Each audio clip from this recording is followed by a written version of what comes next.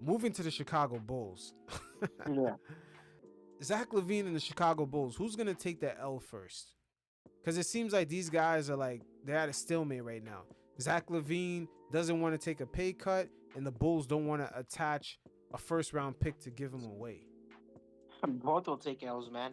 But who do you think will take it first?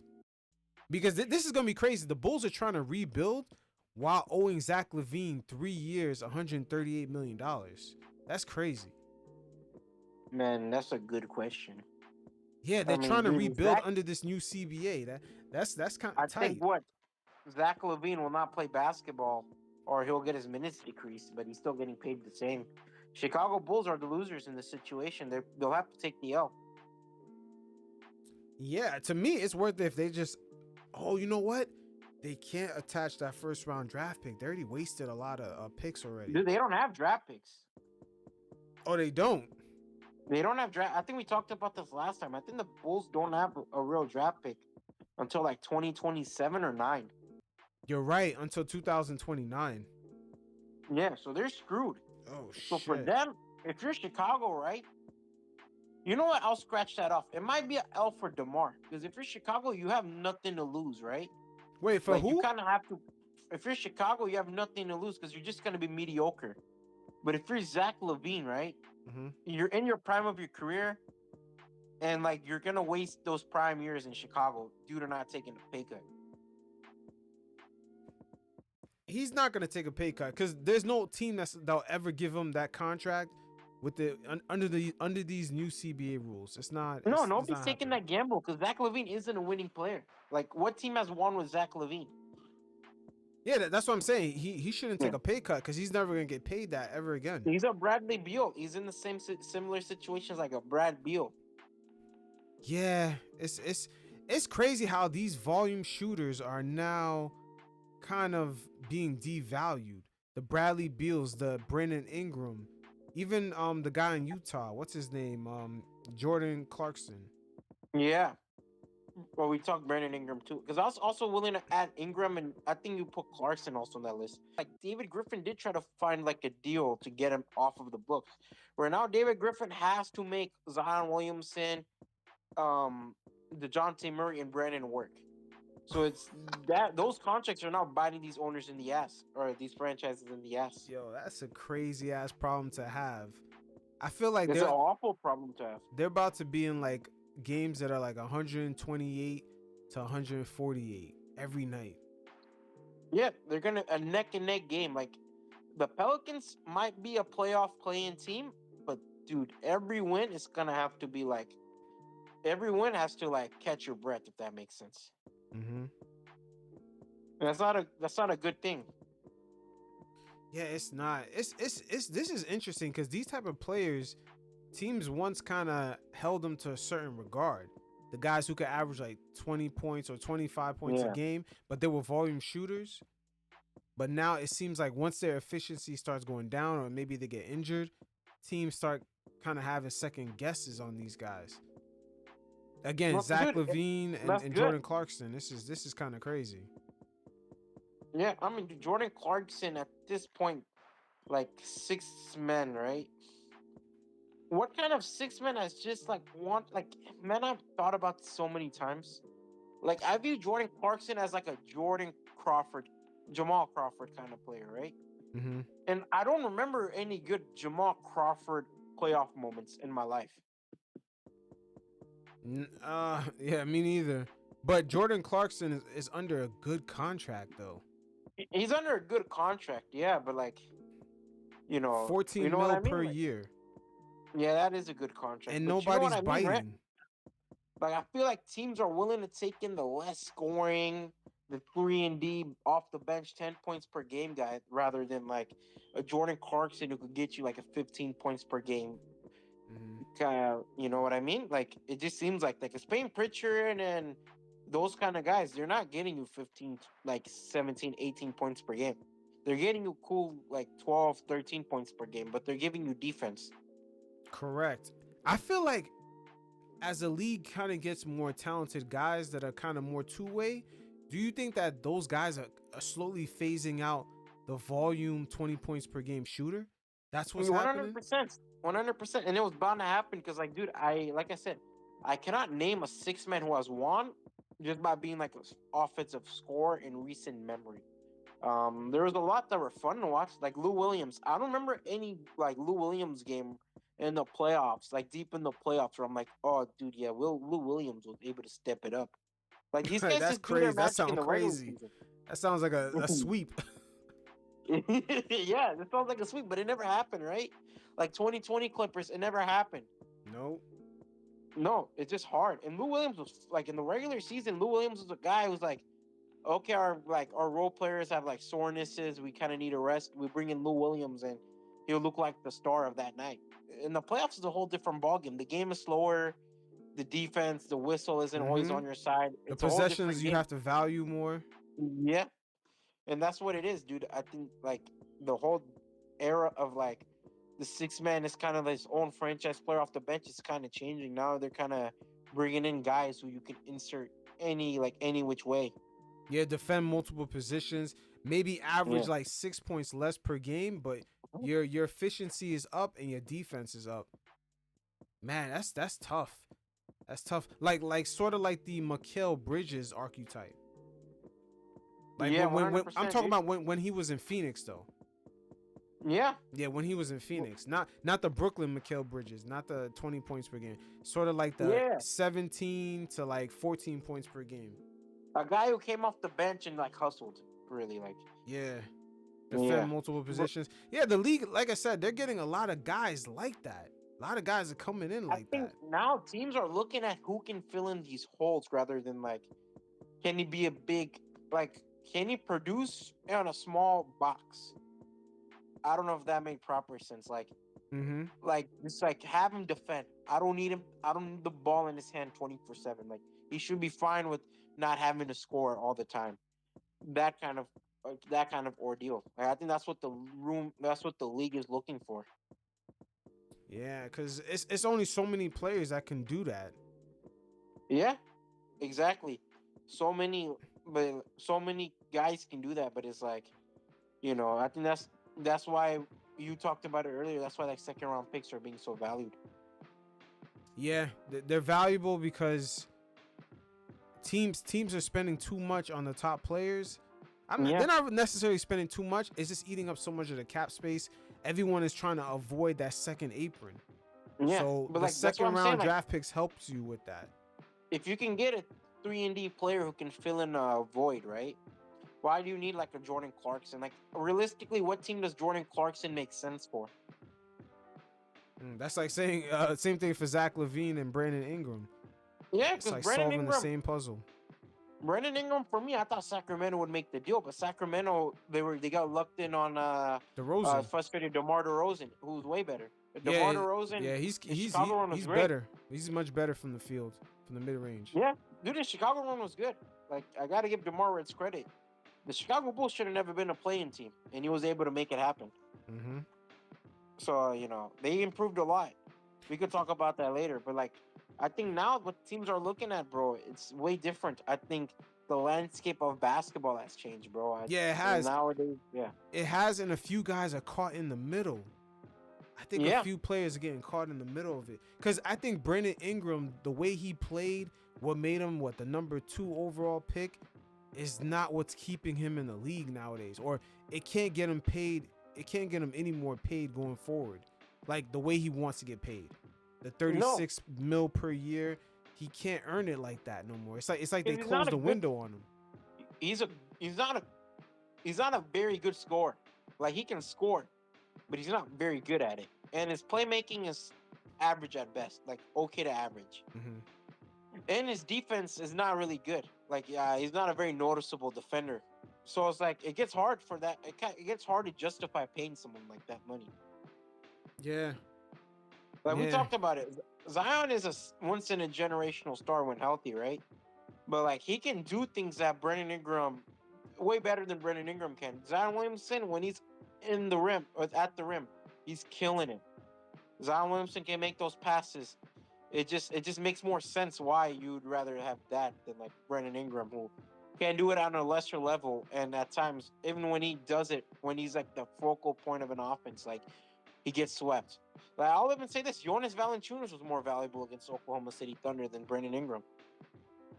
Yeah, it just seems like guys from when they came in the league as a rookie, oh man, middle of their career, they got to make a transition to keep getting paid the way they think they should get paid, especially for a second overall pick like Ingram.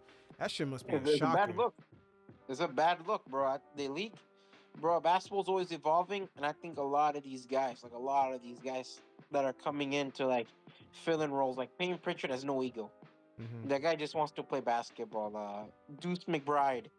Um, these guys don't have egos, but they want to. Sam Merle. These guys know their roles. These guys know, how do I get paid? How do I be in the NBA? Like, I know I'll be in multiple teams, but how do I ensure that I'll always get a contract waiting for me? It's not even a contract. It's like the contract that they want.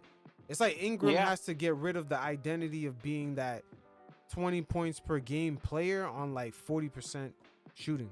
Okay, but can he fit in a box? Like, what box could Brandon Ingram fit? He's in between all the boxes. He's a small forward, kind of power forward, but can't rebound, but can't shoot like a small forward 3-and-D. You know what I'm saying? Can't make his 3-pointers like that.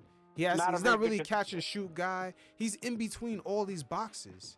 Yeah, not a bad defender, but not a great one. He's just stuck. Yeah, it's a tricky situation. And he's a player that's entering probably year 6 or 7. Nah, I gotta be year 8. I remember he was drafted 2017. Yeah, so like he's almost a tier below like the incoming classes who just got their first rookie extensions, like the Cade Cunningham, the Luka Doncic, the Darius Garland potentially. So I want to talk about this class because this class is sort of in that same, they're caught in that same transition because I'm seeing Darius Garland, Şengün, Jalen Green, Kuminga. These guys did not get their rookie extensions. We see Franz Wagner, that he got his extension, Cade Cunningham, Evan Mobley. I'm wondering how the Cavs explain to Darius Garland that they give Evan Mobley the money, but not him. Like, that shit is crazy.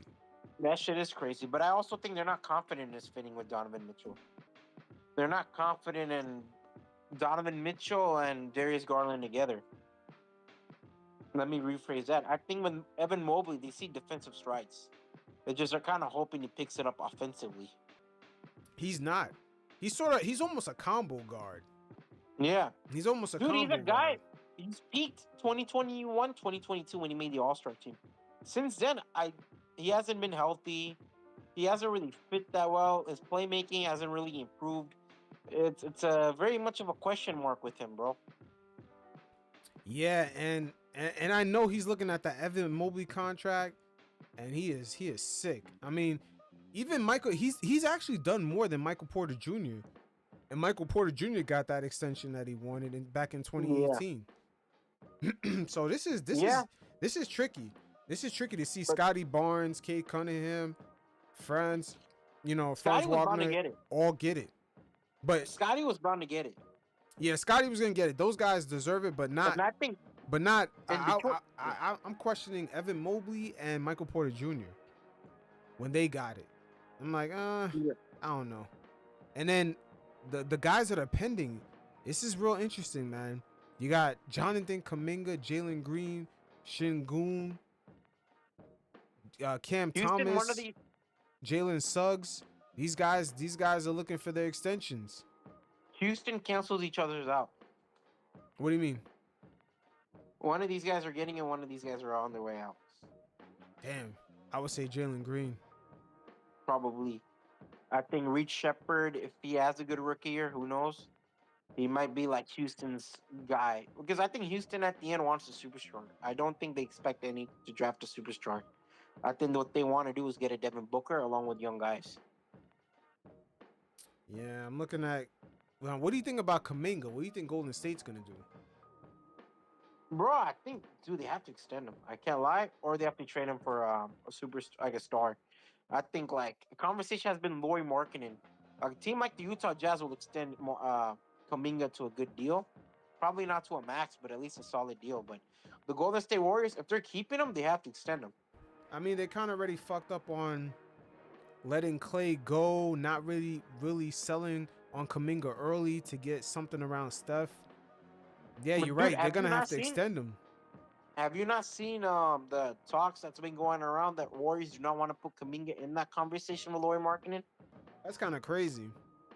Yeah, and Laurie Markkinen is like a well, he should have been an All Star last year, but he's the guy that's like a solidified like All Star player. I wonder if the Warriors Yeah, ever consider that Kaminga is good, but he just doesn't fit into what they want him to do. well, I don't know if they consider that he might not be a superstar. Like I think we know what superstars are come year 2 or 3. Yeah, what Kaminga, this would be, yeah, he's looking to extend his 5th year. Yeah, like dude, I don't know. For me, it's like year 5 and 6 is very hard for me to be like, yeah, that's the guy that is a superstar destined player. Yeah, it's that they sacrificed so much already. They let too much time go by. They should have Yeah, but traded like, that pick. They should have never kept that pick. dude, I feel like for them, I feel like for the Warriors, it was much more of like Kuminga will be ready once. I feel like with the Warriors, right, the house fell. If that makes sense, like I don't think they expected Andrew Wiggins to regress as much as he did. Oh yeah, that was a Um, blow. yeah, I think they were already prepared for a post Clay Thompson world, but they were hoping like Jordan Poole will be continuing to be, the Warriors kind of second hand man, maybe filling that Clay Thompson role of scoring. But they And I got they think a got lot of the house Podzemski. of cards fell. Podzemski is Yeah, filling Pods, that. Pods, yeah, Pods Yeah. fits. But is Pods like I don't know? Can you imagine a Pods and like Steph Curry duo winning a championship? No, like he's years away from that. The Yeah, timelines are off. That's what I'm saying. no, no. The Warriors are too invested in 2 different timelines. But is Pods someone that like I don't know, dude? For me, it's like if a young player is gonna replace like be kind of like the realm of your future, right? I need like a Tyrese Halliburton. I need Anthony Edwards, where I'm like confident, like yo, this guy is a future star. Like San Antonio Kawhi Leonard. We can pivot off the Tim Duncan era because we know this guy can be something. I don't see it with Jonathan Kuminga. That's what I think. That's what they were trying to go for. Is like pivot off of Timmy D and Tony Parker. You get Kawhi, usher in the Kawhi Leonard. I don't see that Kaminga. with Kuminga. No, because that's how I view it. I think the closest example I can bring up is San Antonio Spurs. Yeah, and it's like it's almost. I'm surprised the Warriors stuck with him for so long because Kaminga came off of the G League Ignite tree, the same tree as Yeah, Jalen Green, and so many other players that didn't really or just took a lot of turn time to out. translate into the Yeah, NBA. What's that guy? The guy Derrick Jones Jr. that was in Dallas. He was out of that it same took him a program long time, too. and he's 29 now, getting a big NBA contract. Like DJJ isn't young. Yeah, and a lot of these guys like coming out of they all skip college to do like Yeah, a program and then come into the league. And damn man, none of these guys really translate right away. no, it takes time, bro. But like that's the thing I'm saying is like Kuminga, bro, is like there's nothing hot about him in my opinion. There's nothing that makes me be like, yo, this guy, this guy is our guy. Nothing. Yeah, I it think just he's cool. the highlights look nice though. I'm not gonna lie, but it just Yeah, doesn't translate to a team concept. no, it doesn't, bro. And I think like having him surrounded with Draymond and those kind of guys is a cool attempt. But dude, it seems like it seems like they compromised on their present in order to think about the future. Which I don't know. It doesn't seem hot because you trade away Wiseman, you trade away, you kept Moses Moody, who seems like a cool role player. But I don't even know if they'll keep him long term. Pod seemed like a solid role player too. But it's like, what else after that? Yeah, it's just again 2 different timelines. I think that stadium has a lot to do with it. Yeah, 100%, dude. Because you have to sell out seats, and hey, who's the biggest seat seller than like Steph Curry? Yeah, or just that stadium overall. You heard how much money that shit's making? No, 100. It's like the highest selling, like highest grossing NBA stadium, I believe. Yeah, they make like almost I think $600 to $500 million more than the Lakers and Knicks. Yeah, That's crazy. it's a tourist destination, bro. Like the tickets are expensive. No, I didn't even think it's that. What I think it is that they've utilized like I think data and also like the spacing of the stadium to like not have people wait in line as long for like hot dogs or just souvenirs. They sort of found a way to utilize the fan experience. Like you go to your seat, maybe you want to grab something and you quickly grab it and you come back. Like I think Yeah, they perfected that because me even going to NBA games, especially in New York City, like Madison Square Garden is old. The Barclays Center where they built it, the space is kind of tight, and I find myself if I leave, I would have to leave a little bit, what, like 3 minutes into the second quarter before it ends. yeah, I would leave, yeah, get my food, and by the time I come back, 10 minutes left in the third quarter. That's how yeah, long it takes to get like food, use the restroom. Like it just takes too long. yeah, And imagine like if I want to buy something twice, maybe I want to get a second beer, it takes too long. Like I might as well just watch the whole game and then leave. You know what I mean? yeah, Like, but I feel like the Warriors, their stadium, they found a way to like. I think Steve Ballmer too. These new stadiums that are getting built, they're finding better ways of making sure that the consumer could leave their seat, grab something, and come back. yeah. It's like they want to make it like a house feeling, right? Yeah, Like, but no, but they want you to spend that way. You spend more money that way too, because you're going yeah, to the one hundred concession percent. stands multiple times. I mean, dude, when you eat the most, like most snacks, you eat the most snacks when you're watching a game or a TV, right? Because it's this close to you when you're like interested in what you're watching. It's Mm-hmm. gonna be like that. Yeah, it's gonna be like that, but I'm pretty sure that they're using tech to like they have people maybe order off their phone, and then Yeah, or it'll be in a locker. Like there's so many better ways to utilize technology. It's in Silicon Valley. They've like yeah, I've read up on a few things about how the Golden State Warriors are generating all this money. They're definitely using tech in their stadium for sure. yeah. And obviously, Balmer, we already know his history in tech, so these guys think far beyond of like these guys think far beyond of what we could imagine. You know? Oh yeah, for sure.